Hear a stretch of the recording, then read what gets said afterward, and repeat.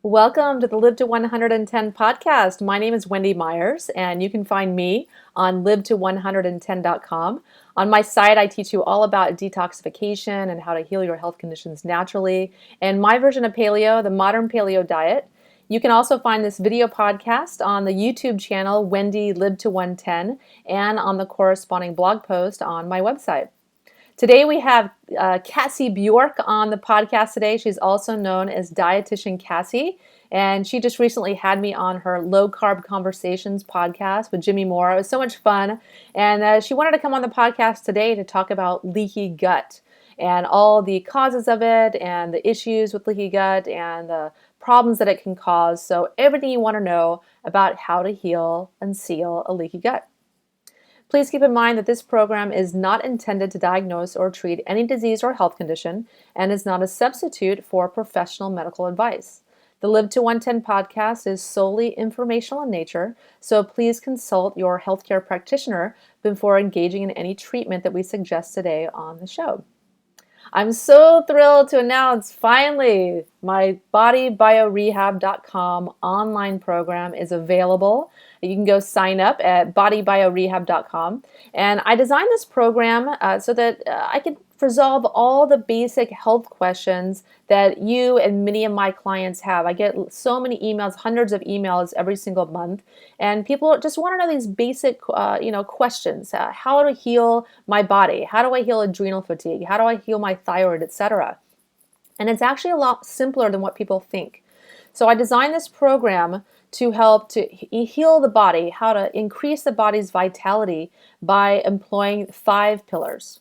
And this is diet, following the proper diet, how to exercise, how to sleep, how to improve your sleep. That's a big problem. You cannot heal your body unless you can sleep adequately. Also, how to detox. You have to detox in order to be healthy. I have so many clients, they eat a healthy diet, they sleep 8 hours a night, they exercise a few times a week, and they still don't feel well, or they have chronic diseases, and it's because they are not tending to detoxification. So I tell you all the most effective detox techniques, and I also tend to the most important module, which is stress. You cannot have a healthy body if you have too much stress in your life. Stress is one of our number one killers. And I talk about stress and the causes of it and how to reduce your stress. I give you lots of techniques and a guided meditation in the program. There's also a 4-week meal plan, a kitchen clean out guide, a goals and commitments worksheet, lots of tools and workbooks to help you on the program. So it's a 6-week program. So go sign up at bodybiorehab.com and learn what it's all about. Our guest today is Dietitian Cassie. Dietitian Cassie is a registered licensed dietitian as well as a lead health coach and founder of Healthy Simple Life, a team of dietitians and personal trainers who provide real food and evidence-based nutrition and fitness coaching online or over the phone and corporate or community classes. They help find freedom from diets and chronic health conditions through the power of real food so they can live their life to the fullest. Dietitian Cassie and her team are passionate about debunking diet rumors, myths, and fads while teaching people how to eat real foods in balance to help them feel their best. They specialize in meeting their clients where they're at in their health journey and helping them achieve their goals without having to count points or calories ever again. She's also the co-host of the weekly podcast Low Carb Conversations with Jimmy Moore, Dietitian Cassie and Friends, and the featured dietitian for the TV program Twin Cities Live. Cassie, thank you so much for coming on the show. Thanks, Wendy. It's great to be here. Why don't you tell the listeners a little bit about yourself and how you got into health? Of course. Well, my story as a healthcare professional kind of goes back as far as I remember. I've been interested in nutrition and how the body works, and I was a gymnast, and I used to be a marathon runner. So as an athlete, I was just always intrigued by how what I ate affected my performance. So I took both my passions, and I graduated with college degrees in nutrition and fitness, and then I went on for some more rigorous schooling to become a registered dietitian. And through all of my schooling, I was taught conventional nutrition approaches, which is like the low-fat diet is the healthiest diet, and we need to count calories for weight loss, and Cheerios, oatmeal, and margarine for heart disease, and making sure diabetics are getting enough carbohydrates. All of this is very different from what I teach now, and I didn't really know any better throughout my schooling. Although I did kind of find it peculiar that I'd see patients count calories and they'd gain more weight, or they'd eat more whole grains and come back after another heart attack. And I actually have a personal story. I saw this happen with my own father when I was in school to be a dietitian. He had a double artery bypass graft, which is a major heart surgery. And it just didn't make any sense to me because he ate what I considered to be so healthy. He wasn't overweight. He didn't smoke. He was out running a race when he experienced the chest pain. So what was frustrating for me was seeing this happen with my own father when he was eating the whole grains and the oatmeal and drinking the orange juice at breakfast and doing all these things that, he was supposed to be doing. And when this happened to him, the dietitians in the hospital said, well, you got to just do more of what you're already doing. Yeah. And that just, it didn't make sense to me. And then for me personally, the things that I learned in school, I tried to embrace, and I felt the worst I felt in my whole life. I was a sugar addict. I was always thinking where I'd get my next fix. I had compelling cravings. I found it difficult to focus. Yet I was eating a diet rich in whole grains and soy milk and low in fat. And I didn't eat meat because we thought that was bad for us. And it was really low in calories. So as a, young dietitian, none of this made sense to me. So then when I got my RD, LD credentials and really dug deeper into the research, I found that what I was taught in school just wasn't matching up with what I was finding to be true. And then when I applied these findings to my own life, I ditched grains and artificial sweeteners, overcame my fear of fat and really embraced it, took high quality supplements. I felt amazing. So there comes a point when you kind of have to step back and look at what makes sense and just evaluate what you believe in your own heart. And it never made sense to me that when you're on a quest to be healthier, you're eating fake foods, processed, low in fat, high in sugar. It never made sense to me to put chemicals in your body that are made in a lab, like artificial sweeteners or margarine. So that's when I started my venture of spreading life-changing, research-based information that helps people feel amazing and reach their goals, and really helping people just cut through all the confusing, mixed information. Because people are searching for real nutritional truth, and they've really exhausted all the fad diets where they lose weight and it all comes back, and they've switched from regular pop to diet and they haven't lost a pound. And so they're tired and frustrated and hungry, and they're just looking for a solution. And I found that solution is actually pretty simple and practical, and it's just about real food and looking at the right timing and the right amounts. Yeah, aren't you glad you spent all that money on the education? Well, I learned a lot in the process. Yeah. I think it was part of my journey.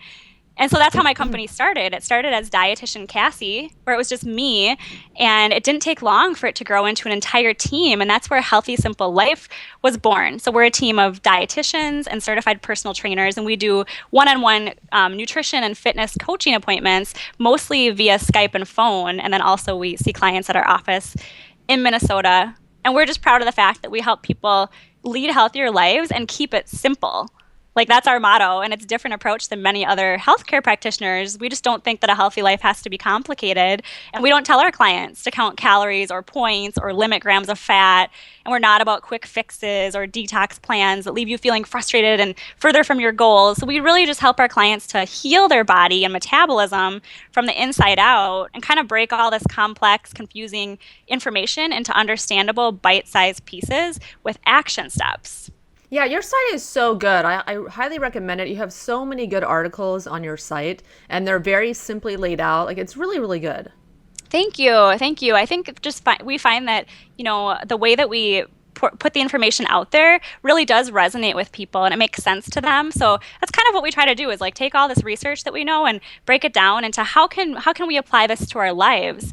Because I go as far as saying about 90% of health concerns are related to nutrition. And every single day we see the healing power of real food, and watch our clients take these small steps towards these huge changes that last a lifetime that they weren't able to do. And before, they were deprived, and now they're feeling awesome, eating real food and reaching their goals. Yeah. Yeah, absolutely. So let's talk a little bit about leaky gut. That's something that you Yes. definitely know a lot about of, and a lot of my clients have big problems with leaky gut, and it's really sadly a growing problem, and I'm glad that more and more people are having an awareness of it.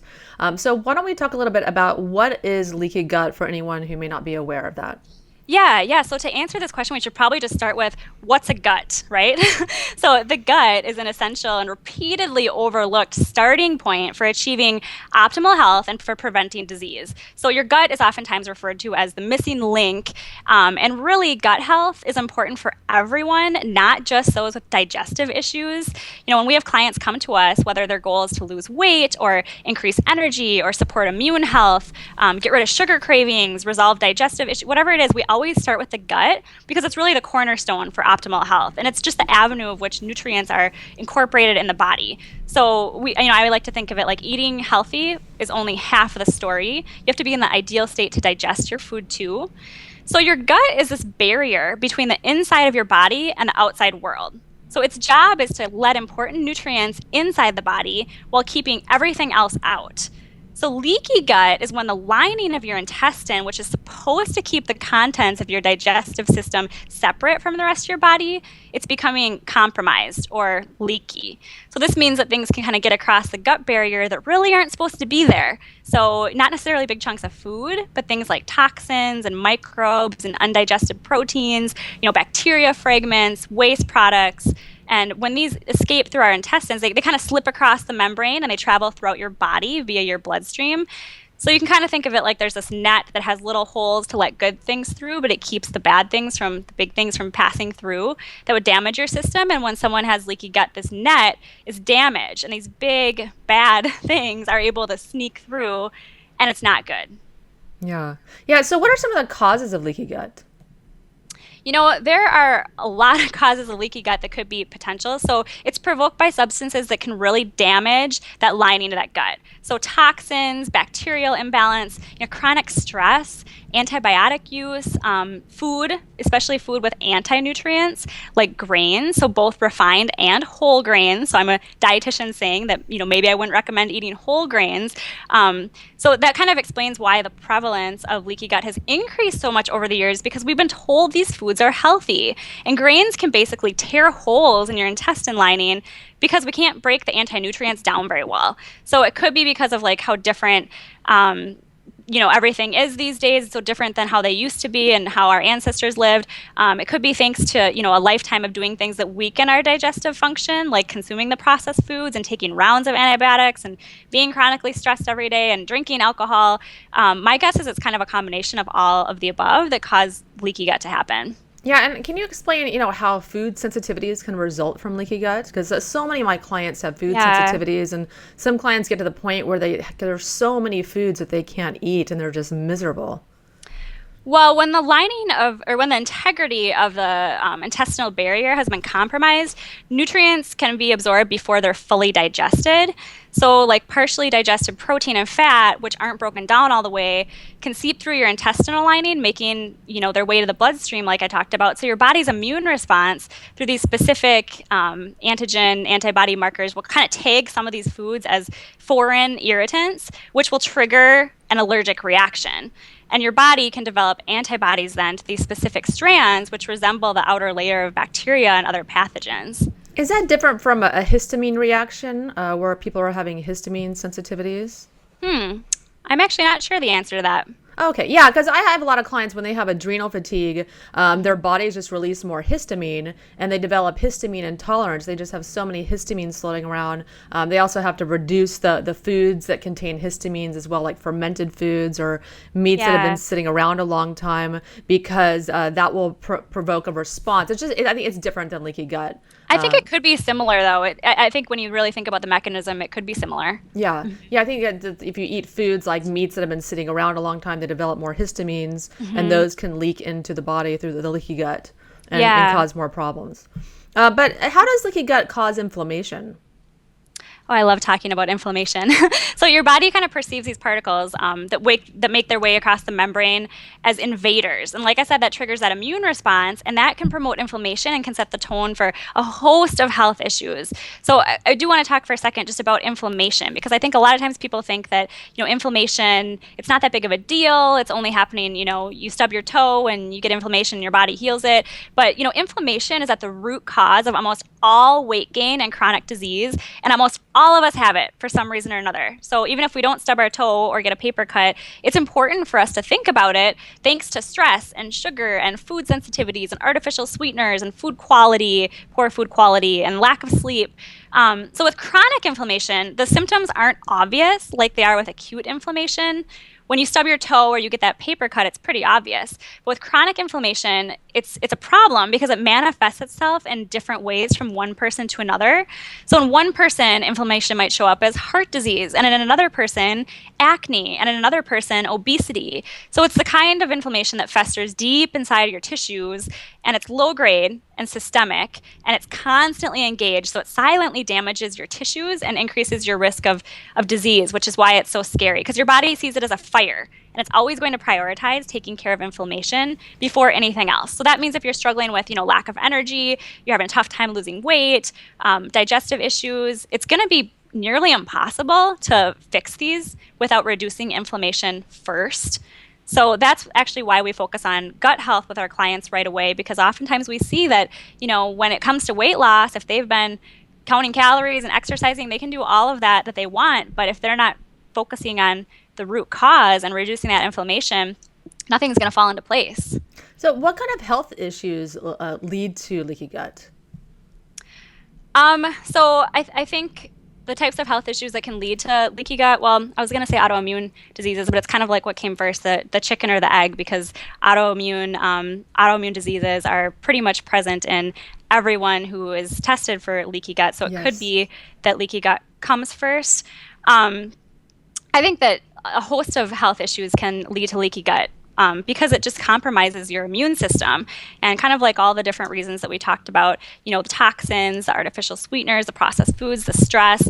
A lot of what we're doing in, this day and age in our lifestyle is really kind of setting the stage for leaky gut because of just our compromised immune system and digestive function. So I would say practically anything. Yeah, I know there's so many things that can lead up to that. And, I think when someone has a health condition, it can lead to so many other health conditions because the body is compromised. They have immune, deficiencies, nutrient deficiencies and toxicities, et cetera. And it's kind of a domino effect. You have one thing after the other. And I think leaky gut is a big problem for a lot of people that have a chronic health condition. But let's talk about autoimmune. How does an autoimmune disease result from leaky gut? Because Dr. Fasano, who's an Italian researcher, has postulated that, if you can't have an autoimmune disease unless you have a leaky gut, there's really no other explanation for them. So I think how it happens is a similar way to the way that food sensitivities can develop, and that it's when that immune response is triggered, that formation of antibodies to these amino acid strands that slipped through are activated, which just sets off that inflammatory response to the protein particles and the gut lining itself, as well as like any other tissues that might share a similar appearance or a similar amino acid sequence. And that can set the stage for autoimmune disease. And 80% of your immune system, is housed in the tissues in and surrounding your gut. So the development of a leaky gut really can kind of stimulate that immune system to go into overdrive too. Yeah, let's talk about Hashimoto's. For instance, can you explain that a little bit about how when you eat dairy or gluten that those proteins can be similar to the thyroid? So your body can kind of confuse them because they have a similar structure. And I think that would be why your body could kind of trigger that autoimmune, that response, because it sees it as a foreign invader. And that's oftentimes why, Hashimoto's results from dairy or gluten, because those particles look similar. Yeah, I think that's so interesting that the body mistakes, it sees this amino acid sequence in dairy and gluten, and then it ends up attacking your thyroid. And I believe Hashimoto's is, fairly simply resolved. You just got to remove dairy and gluten and, nourish the body, heal leaky gut. And I've had many clients that resolve Hashimoto's. But unfortunately, when you go to the doctor, they say that there's no cure for it. Sorry, you have to be on thyroid medications for life. And I don't buy that at all because I've seen it healed myself. But let's talk about, how you heal a leaky gut. What are the steps you have to take to heal that?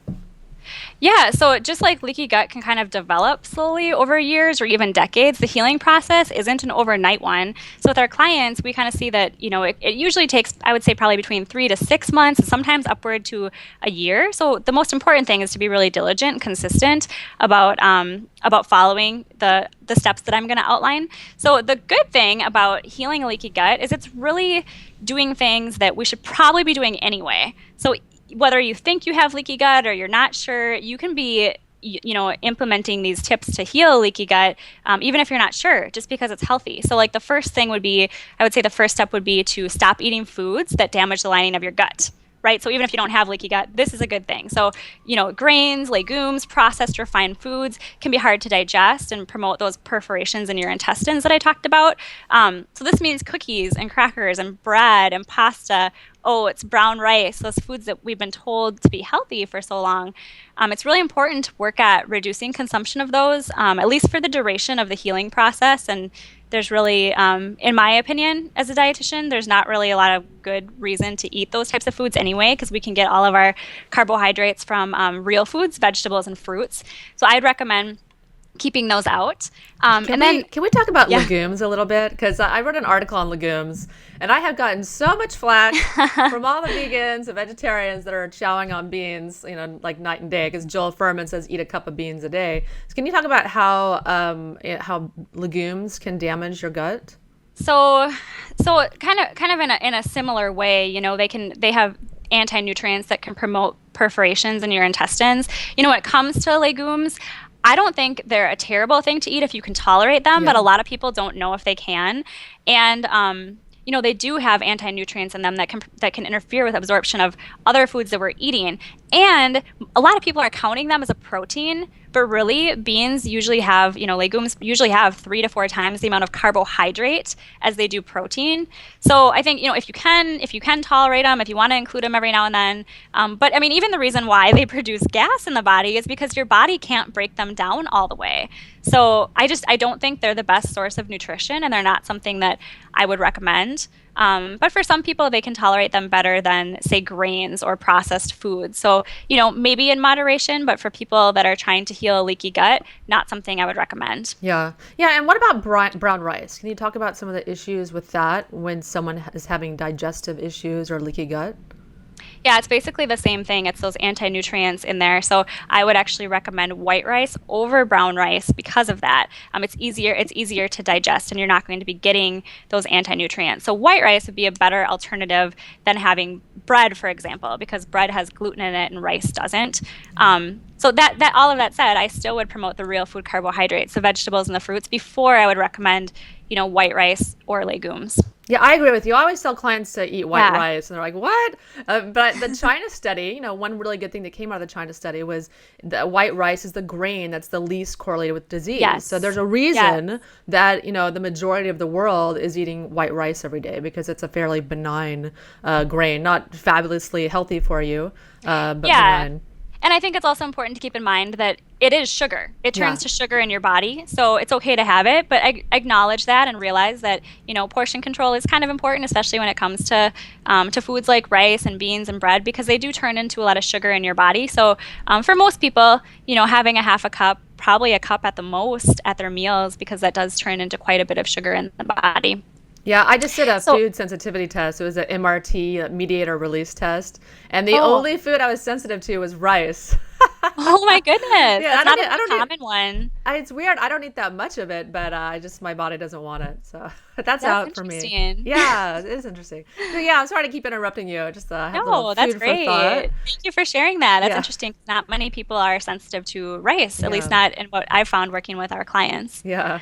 So that would be my first step, would be to stop eating foods that are damaging the lining of your gut. And then my second tip would be to start eating foods that reduce and heal inflammation and restore the healthy gut bacteria. So fermented foods, all those weird ones like kombucha and sauerkraut and kimchi.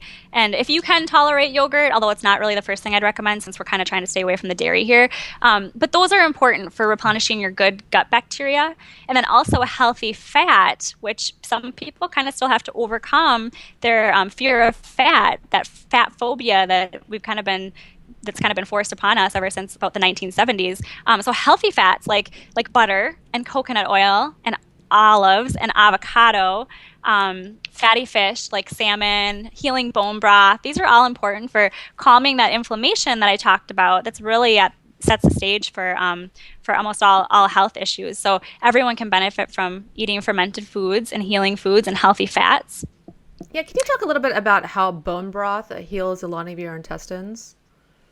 Yeah. So bone broth is it's just a healing food that has all sorts of nutrients in it, and it's the combination of the gelatin in it and the collagen, and you're getting all these nutrients from bones because most people aren't just going to sit down and eat a bone. So when you make bone broth, you're extracting the nutrients from the bone that we usually don't get in any other ways, and that can just help calm the inflammation. Yeah, and I think for a lot of Americans, there's not a big culture around bone broths. And we eat soup here and there, but in other cultures, there's a lot of soups and broths and things being eaten. And I think it's important for people to, revisit traditional cooking and cuisines and incorporate more bone broths into their diet, whether they're sauteing their vegetables in it or slow cooking in it or eating more soups, what have you. Well, it's such a great source of minerals. I mean, your calcium, your phosphorus, magnesium, potassium, and it's in forms that your body can easily absorb. So this is what I tell people when they're sick, to have bone broth, maybe instead of having saltines and 7-Up or something that they might have used to have in their, pre-real food days. Yeah. So it's rich in a lot of amino acids and stuff that aren't really found in just regular muscle meat. And I do think bone broth is kind of like making a bigger appearance these days, which is kind of exciting. I've seen people post that there's different coffee shops that are offering bone broth and in coffee cups and things like that. So I'm hoping that that's just not a fad, that it kind of keeps up, because there's a reason. Same with kombucha. Kombucha is becoming a lot more popular these days than it used to, and I'm just surprised at different people on Facebook that are posting that they're making their own kombucha, and it's kind of becoming more of a trend, which hopefully it sticks around because it's so good for us. Yeah, well, my husband first, he was drinking it like crazy, and he gave me some, and I was like, ugh, this tastes like vomit. But I just had one that wasn't very good, and I tried other ones like the ginger. Kombucha? Yeah, I tried a ginger and then a grape one, and they're really, really good, and I love them, addicted to them now. You kind of have to experiment a little bit, because when you first try it, a lot of people when they first try it, they don't love it because it does have kind of like a little bit of a vinegar taste to it maybe. I think, maybe it is a little bit of an acquired taste, but once you get used to it, it's great for so many reasons. And, I don't talk about, I don't encourage drinking alcohol, but for people that want to drink alcohol, I think it's a great mixer, for drinks instead of all the sugary alternatives. You can make your own mixed drinks, and you're kind of healing your gut a little bit while the alcohol maybe causes a little inflammation. So maybe it negates it a little bit. Yeah, I agree with you. Like some of the kombuchas, there's a grape one, there's so many flavors. There's a cranberry one, and they would make a great mixer because, rather than Red Bull or some other carbohydrate, some people just want that carbonation. Exactly. And, so that's a great idea.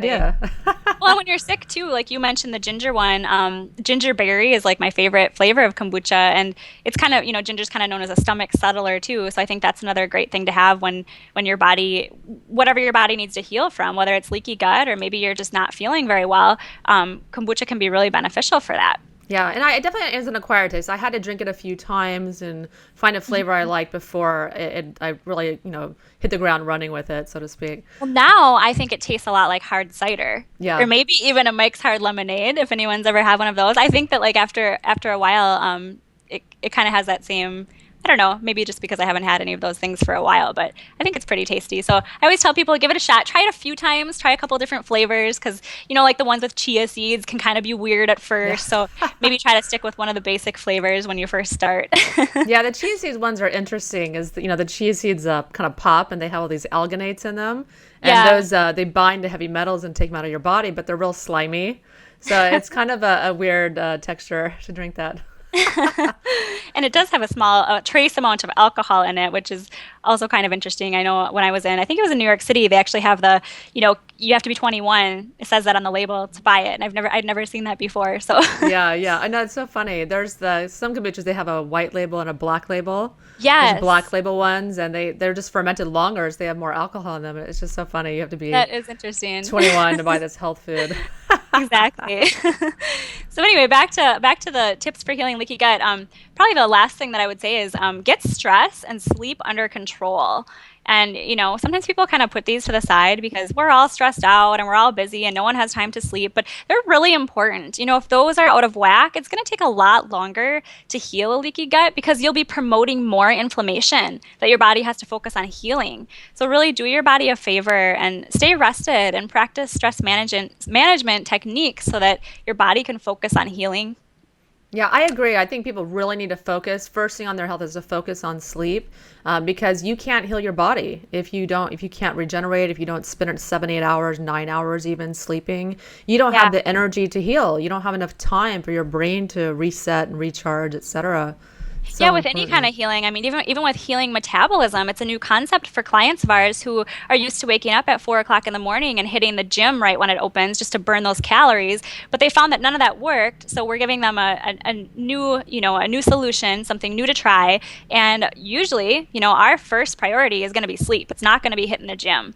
And that's different for people that come from that calorie counting mindset. So we're actually telling them, don't get up that early. Get that extra hour of sleep because your body needs it in order to heal inflammation that's built up for so long, which is probably what's standing in the way of your leaky gut or your stubborn weight loss. Yeah, it's a really interesting concept to think you have to sleep to lose weight. Mm-hmm. Yeah, you have to just relax to lose weight. I have a blog post on that. Sleep to shed pounds. It's a different concept. I would also say another step would be, maybe this should be the first step, is to work with a licensed healthcare professional who can guide you through this process. I might be a little biased because we see so many clients who try to tackle these issues on their own, who they live under their potential for way too long.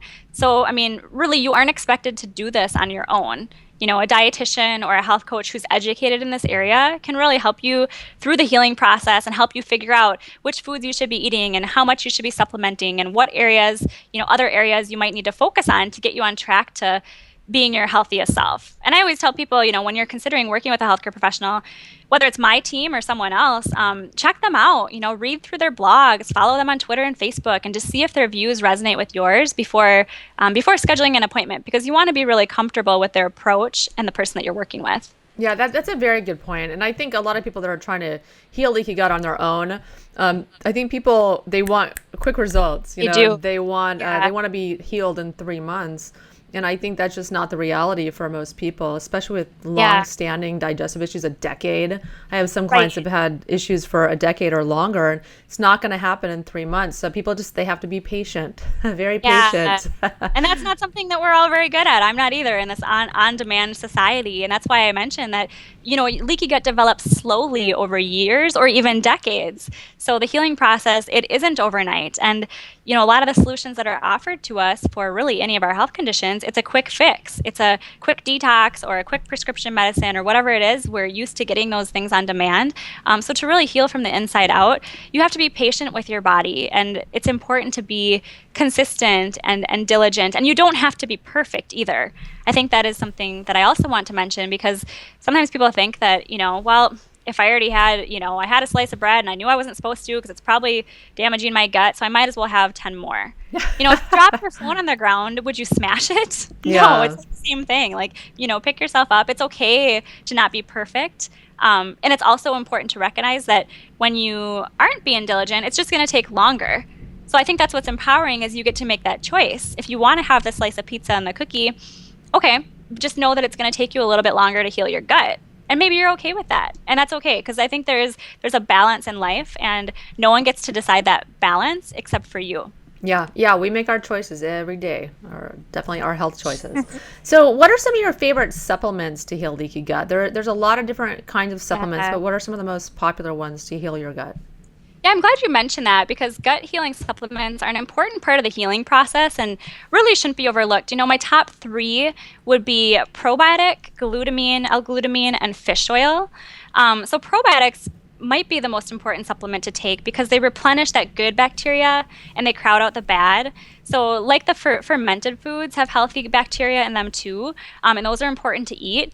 And you can get way more in the form of a supplement. So I do recommend getting probiotics in both food and supplement form. So loading up on, the sauerkraut, the kombucha, and taking a high quality probiotic supplement. And then L-glutamine might be the most effective gut healer because it plays a vital role in rebuilding and healing and maintaining that structural lining of your digestive tract. So it helps you to absorb nutrients, and it also has anti-inflammatory properties. It protects your cell walls and really promotes good digestion and nutrient absorption while at the same time reducing inflammation. So it's really, I would say those two are both critical for any program designed to heal leaky gut. And then fish oil promotes or it provides omega-3 fatty acids, which target inflammation, which has been a pretty common theme in our conversation today. And we need to heal that inflammation in order to heal leaky gut. Are you a fan of slippery elm bark or other things that will kind of coat the lining of the intestines? I think that they can be beneficial. I always try to prioritize, and I would say my top 3 would be the probiotic L-glutamine and fish oil. And for those who are willing to do more than that, there are a lot of other supplements like slippery elm that can be really beneficial to healing a leaky gut. And at the same time, I think it's important to note that not all supplements are created equal. So we see clients coming in taking supplements that are actually bringing them further from their health goals because they're not quality. So quality is really essential for getting the results you want when it comes to both food and supplements. So I actually started a company called Real Food Vitamins at rfvitamins.com.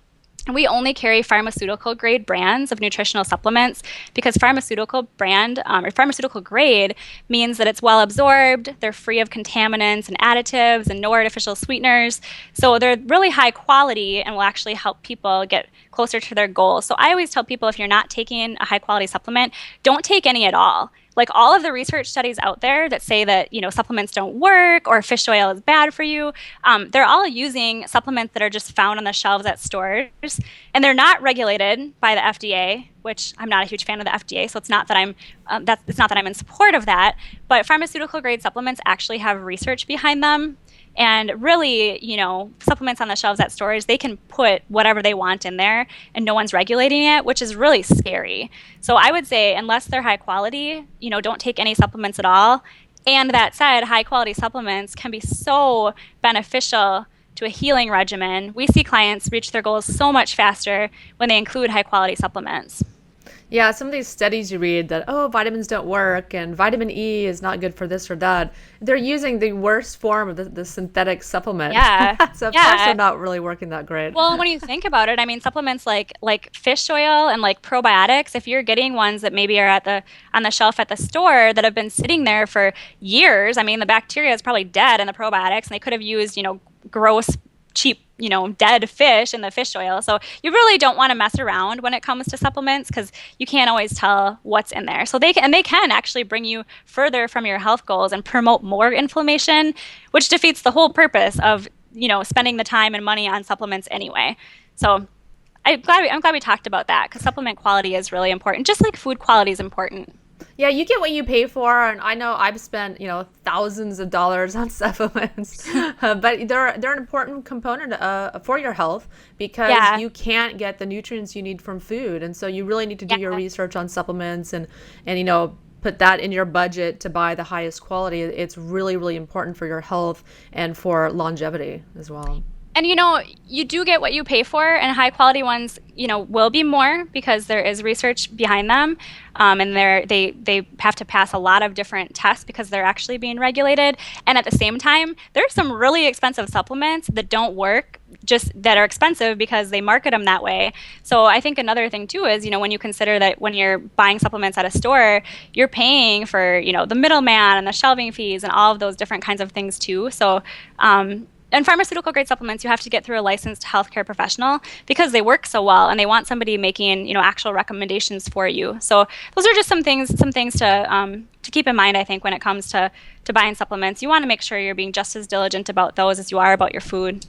Is there anything else you want to add to our conversation about leaky gut? Any other tips and tricks, etc.? I think we covered it all. Just being patient and not being afraid to ask for help. I think in this day and age, we all think that we need to do everything on our own because we have smartphones and we have the internet and we can look up, how other people maybe healed their leaky gut and what works. But, what it really comes down to is learning what works for you and your body. And it might be different than what works for someone else. You might do a lot better if you take a lot more supplements than someone else or focus more on sleep and stress than someone else. So I think trying not to compare yourself to others. And if you need help, making sure you're asking in the right places. I know a lot of people will turn to forums and things like that, which can be really, really helpful. And at the same time, I think sometimes that can be kind of confusing because there's a lot of mixed information out there. So listening to your body and just getting help when you know that you need it.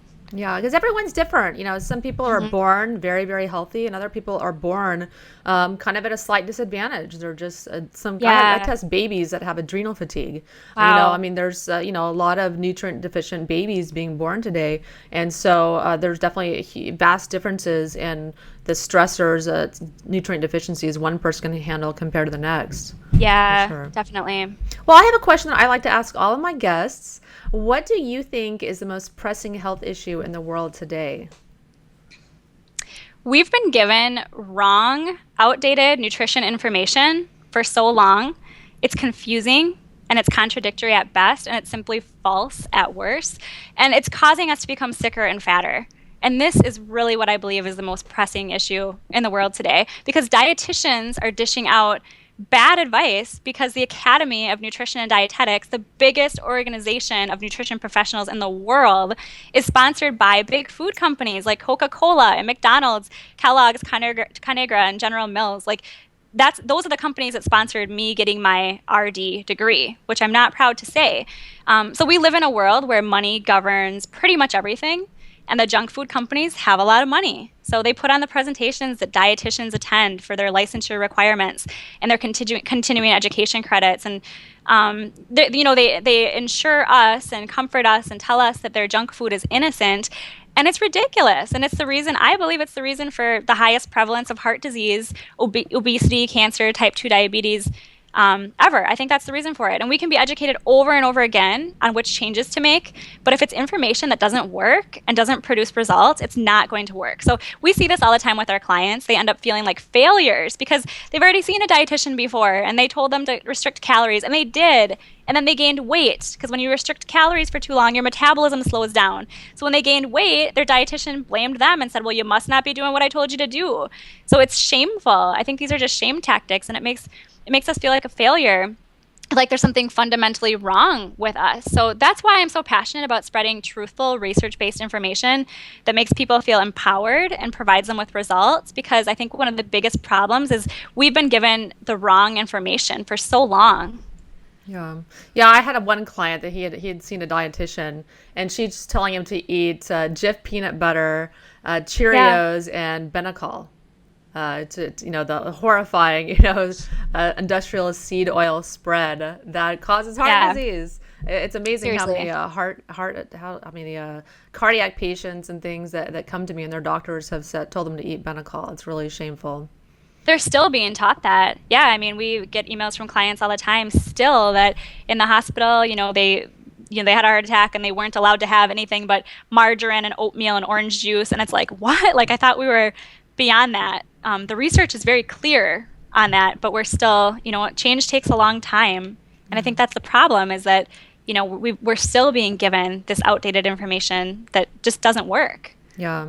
And those food companies spend a lot of money to scream that message loud and clear all over the television, and they pay the government officials to make the laws and scream when the food pie chart, the grains gets a little bit smaller. They start, freaking the dairy, out. They get so nervous. Yeah. And, when they're providing the money to sponsor, dietitians' credentials. I mean, I'm not necessarily blaming dietitians. I was taught this in school too. And if I hadn't really dug into the research, because you don't really have time to when you're in school, you're focusing on getting your degree and soaking everything in. And I'm just thankful and blessed that, I was able to kind of see the light through it all and just to critically think, gosh, this just doesn't really make sense to me. I don't feel any better. My dad's sick over here, and how come this isn't working? Patients are coming in sicker when they restrict calories and eat low fat. So I kind of was able to put the pieces together, so to speak, And I don't think it's, all the dietitians' fault necessarily that that's what we were taught in school. It's just kind of the way the system works. So I think the more publicity we can give to the fact that these junk food companies are really the problem, and actually, not even maybe necessarily to blame them. They're in it for money. That's their goal, is to make money. So I think there's a lot of problems, and there's a lot of cracks in the system that need to be fixed in order for optimal health to be promoted. Yeah, and it's not dietitians' fault. It's not physicians' fault, etc. Most people, they go out into health, become a doctor or dietitian or etc. to help people. Yeah, That's to what help they want to people. do. They want to help people and make them better and fight disease, etc. But there's this establishment in place that's in place to make money. And the education is controlled by the powers that be, and it takes a very intelligent and person, a very curious person that asks questions and pushes the envelope to go outside of their education. That's where we have the very good health practitioners like yourself and doctors, et cetera, that are practicing alternative means in addition to what they learned in school. Yeah, exactly. I'm just thankful for other holistic health practitioners like yourself to be spreading the truth about nutrition and health. Yeah. So why don't you tell the listeners a little bit, more about yourself and where they can find you? Yeah, so there's 3 websites. The first is dietitiancassie.com. That's my original site. Hasn't changed since I started it. I still blog there. I'm also on Twitter, Facebook, and Instagram at Dietitian Cassie. So no C in dietitian. It's all T's. And then healthysimplelife.com is where my other dietitians on my team, and I blog there too. So you can find information about our nutrition and fitness coaching services. Like I said, you don't have to be in Minnesota. We do most of our appointments over Skype and phone. And you can reap the result of one of my latest projects. It's called our PFC Club membership program. And I just wanted to tell everyone about this program because it's just been an absolute dream come true for me, and I think for my clients and followers too. It's our online community that we created in response to basically everyone else's desire for guidance and community and exclusive access to myself and my team outside of coaching appointments. It's really the only way you can get access to me because I don't see clients anymore. And it's also a way to connect with other clients. We weren't really able to, give clients each other's phone numbers and things like that. So this is a great community group where you can meet with other people that want to share, that really do share the same desire to live a healthy, simple life. So in the club, we have weekly videos and recipes and special discounts and challenges. We just started a fitness challenge, and we have a very active community group where you can ask questions and hold one another accountable and inspire each other. And then our third website, so that's dietitiancassie.com, healthysimplelife.com. I already mentioned it's rfvitamins.com. So that's the brand new storefront for our supplement company, Real Food Vitamins. And like I said, I started that company because quality is essential for getting the results that you want when it comes to both food and supplements. And just because we see a lot of clients taking supplements that aren't helping, So basically, especially after that last study that came out this year where recent reports called attention to certain retailers, the supplements at Target and Walmart and Walgreens, when they tested them, 4 out of 5 contained none of the herbs listed on the label, and instead they contained some scary ingredients. So supplements can be really helpful, and I think in this day and age, they're necessary. So at Real Food Vitamins, we're just committed to carrying only the pharmaceutical grade brand of nutrition supplements, which means you're getting the best absorbable supplements on the market today. And the ones that I mentioned for leaky gut are available in the RF Vitamins store too. Oh, that's great. Well, thank you so much, Cassie. I really appreciate you coming on. That was fantastic.